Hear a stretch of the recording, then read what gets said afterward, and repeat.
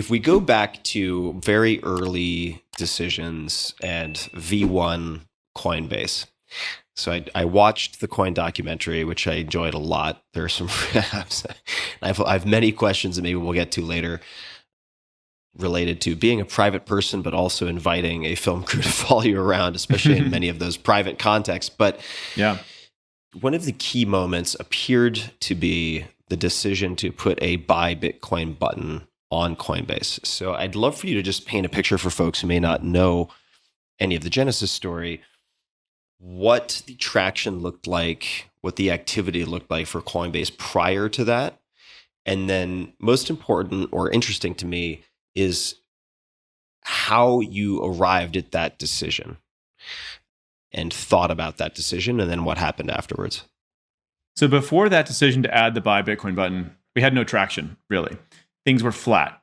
And this is not uncommon, by the way. In startups, there is something called the startup hype cycle. I think if you Google that, you'll find some Google images.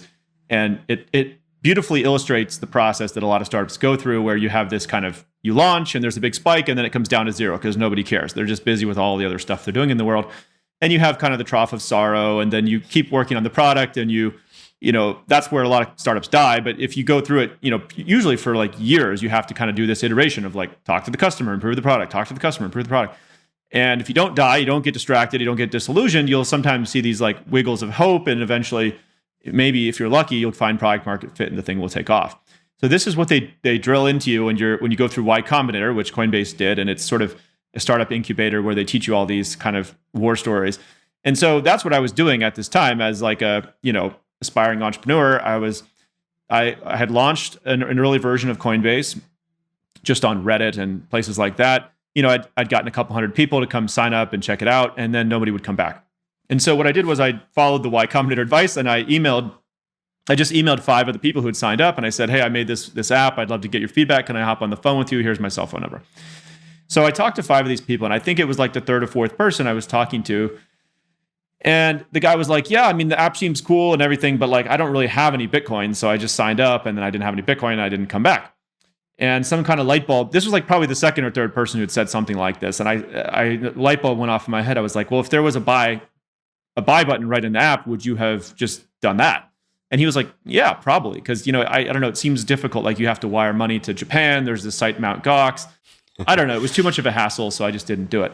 So I went about putting this simple buy button basically as a hunch based on the user feedback.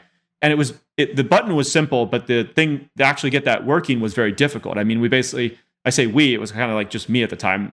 Very shortly thereafter, Fred Ursum joined, and he and I co-founded it really. But, you know, I had to go find a bank partner that would allow us to integrate with the ACH network in the US and convince them what our anti-money laundering policy was, and then code up that integration and, you know, make sure that we were sourcing the Bitcoin once people bought it. Anyway, long story short, we got all that working, and we launched a simple buy button. You could now connect your bank account. That was the first time that had happened in the US, where you could connect a payment method and just buy Bitcoin really simply.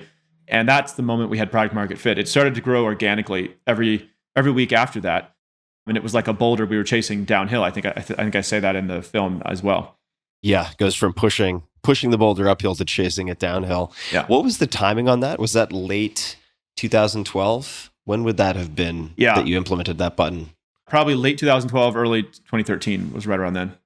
Yeah, that would have been also exactly at the encouragement of Kevin Rose that I bought my first Bitcoin on Coinbase. Would have been literally a few months after that button was introduced. So yeah, thanks for that. Yeah, actually, I did an interview with Kevin. I think right around that time, I did an interview with him at his house, and I think that's a fun interview to go back and look at too. But yeah, crazy times.